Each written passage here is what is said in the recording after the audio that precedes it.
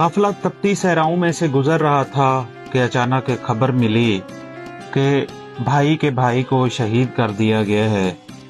और भेजे हुए भाई के साथ उसके छोटे छोटे 2 बच्चे थे, उनको भी शहीद कर दिया गया है। तो यहाँ पर काफिला वापस जा सकता था, काफिला राइट लेफ्ट भी ले सकता था, लेकिन काफिला सालार बड़ा ही मुदब्बिर और कोई बहुत ही इंतहाई सुन्नतों पर अमल करने वाला था। उसने सब भाइयों को इकट्ठा किया कि अब भाई कत्ल हो गया हुआ है, शहीद हो गया हुआ है, तो अब क्या करना चाहिए। चाहता तो वो कोई हुक्म थोप सकता था, लेकिन नहीं। उसने सब काफिले वालों को बुलाया कि बताया कि मुस्लिम शहीद हो चुके हुए हैं, उनके बच्चे शहीद हो चुके हुए हैं, अब हमें क्या करना चाहिए।